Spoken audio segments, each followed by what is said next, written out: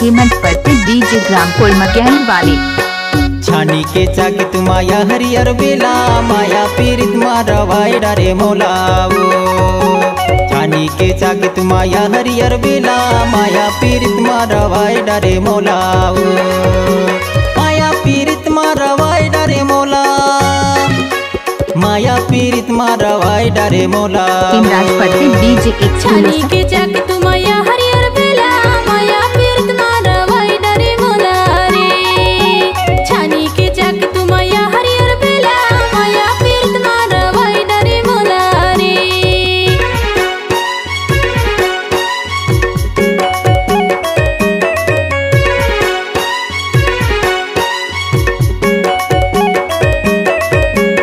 DJ Hemraj पट्टी gram कोलमा गहन की मिक्स।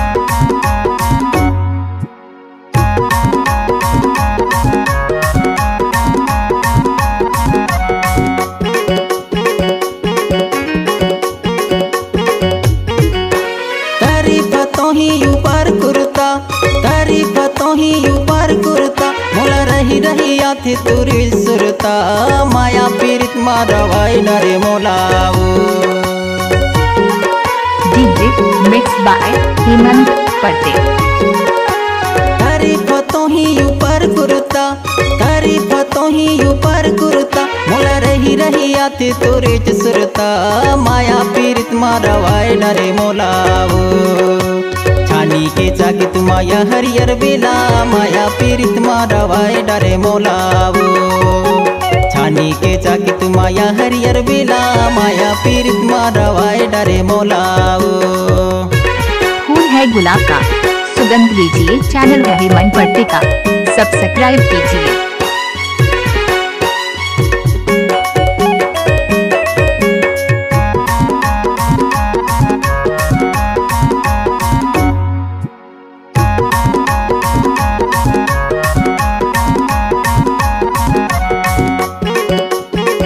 हेमराज पट्टी डीजे ग्राम कोलमा गहन की शानदार प्रस्तुति।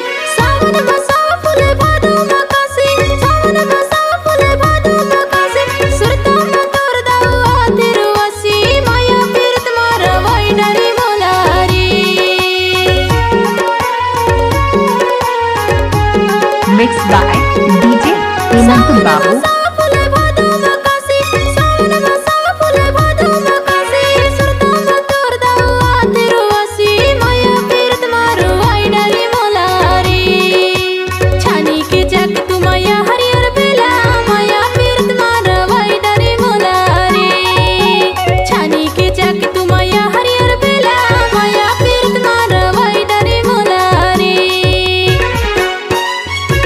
फूल है गुलाब का चमेली के मत समझना। दोस्त हूँ आपका अपने सहेली के मत समझना।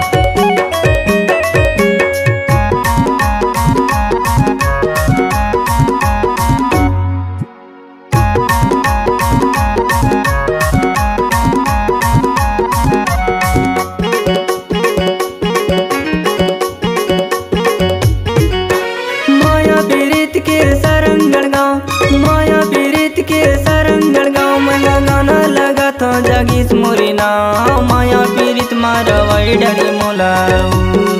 आप सुन रहे हैं हेमराज पट्टी का मिक्स किया हुआ गाना।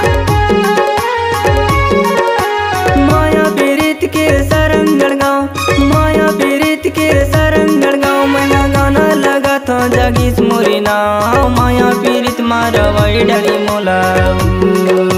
छानी के चाकी तू माया हरियर बेला माया पीरित मारवाई डारे मोलाओ।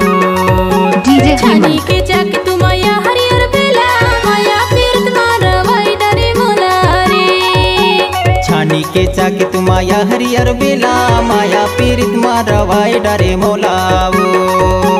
छानी के चाकी तू माया हरियर बेला माया पीरित मारवाई डारे मोला। चैनल को सब्सक्राइब करना ना भूलें।